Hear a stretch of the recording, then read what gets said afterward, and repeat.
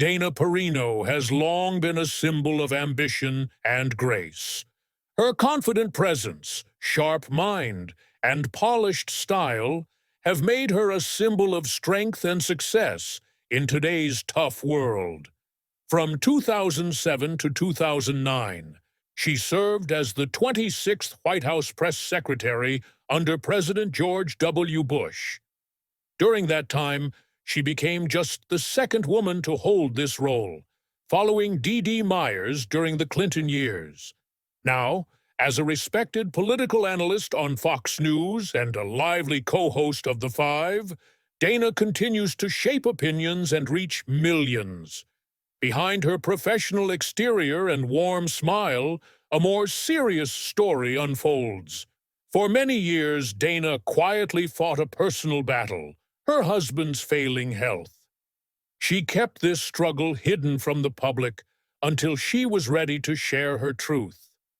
In this video, we'll walk through her story. But first, let's look back at Dana's early life and how she unexpectedly met Peter, the man who has stood by her side through everything. Dana Perino's story begins on May 9, 1972, in the quiet town of Evanston, Wyoming. When she was just 2, her family moved to Denver, Colorado. Yet Wyoming stayed close to her heart. Summers at her grandfather's ranch taught her the importance of hard work and sticking with things. Her grandfather's optimism shaped her view of life. It helped her develop the grit she would need later. Her father, Leo Perino, played a big role in shaping her mind. Evenings were often spent reading newspapers and discussing current events. Her father pushed her to think deeply and understand both sides of an issue before forming an opinion. Her habit of careful analysis stayed with her throughout her career. Dana brought those lessons with her to Colorado State University, where she studied mass communication, political science, and Spanish. She didn't stick only to her classes. She dove into broadcasting right away. Dana worked for KTSC-TV, a Rocky Mountain PBS station, and balanced that with an overnight shift at KCY-FM radio. Juggling school and 2 a.m. alarms was tough, but it built her strength and showed her what she could do. Her goals didn't stop there. She earned a master's degree from the University of Illinois Springfield while reporting for WCIA, covering the busy state capital.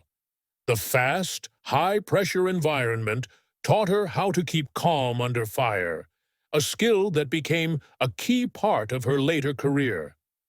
From small-town roots to the center of Washington, Dana's path was shaped by resilience, curiosity, and a clear desire to learn. Her early experiences gave her the tools and confidence to face any challenge, paving the way for her to become a respected voice in political media. After her master's and her early reporting, Dana made a bold move into politics. For her, it wasn't just a career step. It was a chance to do something bigger and have real impact. Her first political role was as a staff assistant for Congressman Scott McInnis from Colorado. It wasn't glamorous work, but it put her close to the workings of Capitol Hill. Handling schedules and managing details, Dana quickly realized how every small task mattered. She made sure to do them well. Her hard work paid off when she was promoted to press secretary for Congressman Dan Shire, who worked on big issues in energy policy. Suddenly, Dana was right in the middle of tough debates and strong opinions. Every word she wrote or spoke had to be perfect. Instead of feeling overwhelmed, she leaned into the challenge. The early jobs weren't easy, but they showed her how to communicate clearly, stay calm under pressure, and think fast. Each challenge became a lesson, each small success a step forward. She didn't realize it then, but these skills would form the base for her future in high-profile roles. In 1998, Congressman Dan Scher announced his retirement. Dana faced a tough choice. She had worked hard in Washington and made her mark in politics. Instead of jumping into another role quickly, she decided to step back. She packed her bags and moved to the UK with her husband, Peter McMahon. Living abroad gave Dana a chance to breathe, reset, and view life from a new angle. The time away let her reflect and refresh. Yet her love for politics never faded. After 3 years abroad, she returned to Washington in 2001, eager to rejoin the scene. She took a position as a spokesperson for the U.S. Department of Justice. The role was demanding, requiring careful words on difficult topics. The pressure was high, but Dana's calm approach helped her excel. By 2003, she aimed higher and joined the White House Council on Environmental Quality as Deputy Communications Director. This was a major shift. Environmental issues are complex and often controversial. Dana learned quickly how to craft clear messages while navigating tricky politics. Her efforts and strategic thinking earned her respect in the White House. Dana's career was gaining momentum, but her biggest challenge still lay ahead. In 2007, when White House Press Secretary Tony Snow stepped down, Dana was called to fill his role. The job was huge, and the pressure intense. Many would doubt themselves under such stress. Dana almost walked away. But Ed Gillespie, the White House Communications Director, encouraged her to take the risk. Despite her doubts, she decided to go for it. She often struggled with insecurity, especially in a room full of Ivy League grads. She felt she had more to prove. Instead of letting doubt stop her, she used it to push her forward. She prepared more than ever, reading, researching, practicing. Her time as White House press secretary for President George W. Bush was anything but easy. The job meant constant pressure, quick decisions, and staying calm while everyone watched. The stress was non-stop. When she left in 2009, the toll was visible. She carried the weight of those years. One of her most surprising moments came in 2008 during a trip to Iraq. While President Bush was speaking, a journalist threw a shoe in anger. A Secret Service agent pushed Dana aside and accidentally shoved a microphone into her eye. She ended up with a bruise but kept going. No complaints, just determination. After her White House years, Dana had to decide what was next. With some encouragement from Sean Hannity, she chose to try television at Fox News. The move wasn't easy. Some doubted she could switch from a government role to being a fair political commentator. Nevertheless, she kept pushing forward. Dana was often seen as just another Republican spokesperson. Still, she refused to let doubts define her. With her steady presence, sharp analysis, and calm approach, she gradually earned people's trust. On shows like The Five and America's Newsroom, she proved she was more than just a political insider. Her thoughtful opinions made her a reliable voice, even when the news got complicated. While Dana Perino built a strong career behind the camera, she faced quiet battles with tough challenges. She balanced her work with caring for her partner, all while staying composed on air. Her love story with Peter sounds like something from a movie. Dana hadn't been looking for romance when she boarded a flight from Denver to Chicago on August 19, 1997. But fate had other plans. She sat down next to Peter McMahon, a charming British man with a warm smile and curious eyes. Her mood shifted immediately. The city of Washington, D.C. felt pretty grim to her at the time, and maybe this chance meeting was a fresh breath. Peter, who noticed the cute blonde with a ponytail walking ahead of him, hoped he'd sit beside her. Luck was on his side.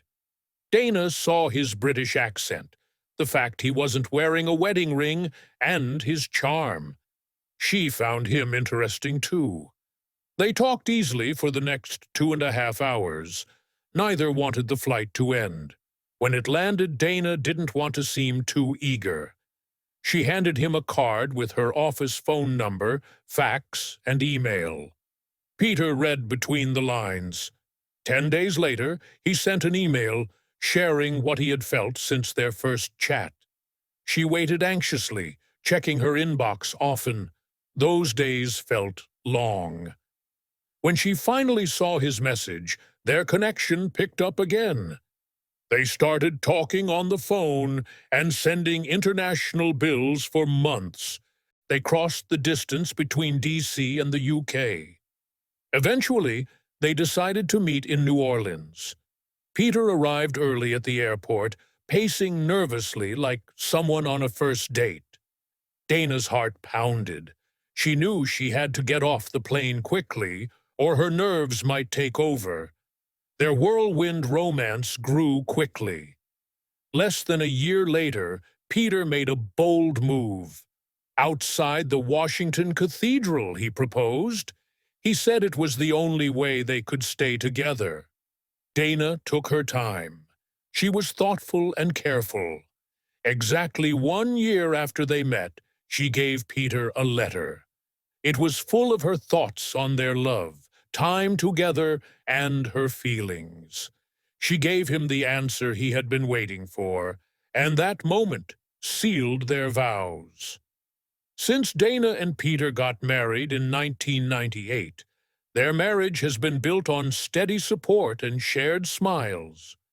Peter wasn't just Dana's husband, he was her anchor, the person who brought her back to reality with humor and his calm outlook. Especially during hectic press briefings or when Fox News coverage felt overwhelming, Peter's words and wit helped her stay grounded. Even strong relationships face tests, and recently Dana revealed that Peter is battling serious health issues. She chose to keep details private, but made it clear this wasn't a simple hurdle.